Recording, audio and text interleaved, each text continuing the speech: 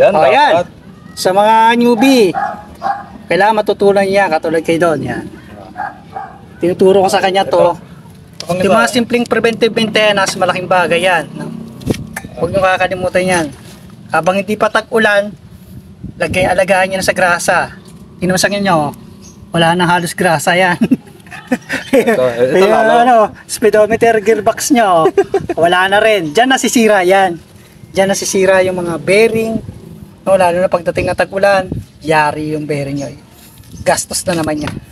Kaya habang tag-init pa, alagaan nyo sa grasa. At ang ilalagay dapat high temperature na grasa.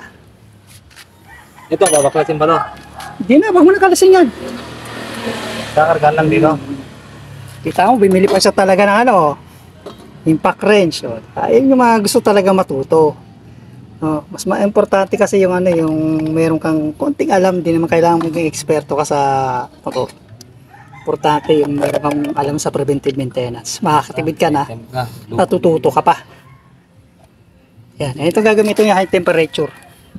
Kung ayaw yung gusto niyo talagang tumagal yung grasa, high temperature. Gamitin niyo. Yan, dapat pinupuno niya yan. Pupunuin niya ng grasa yan. Kasi payat niyo mo, empty na alisin mo yun, ito to, alisin mo to. Inalis ba yan? Siklatin mo lang na clutch screw. Kasi pag hindi puno ng grasa yan, dyan nasisira yung speedometer. Mabilis masira yung mga speedometer. Kaya iba nagtataka, isang taon pa lang sira na yung speedometer. Tapos yung isang taon pa lang nasira, may nasira na yung bearing na ganito. Kulang kasi sa preventive maintenance. Yan. Alagaan nyo lang yung mga motor nyo, hindi porke Russia, China ba yan, sirain na yan. Depende yan sa may-ari, paano nyo inaalagaan yung motor niya.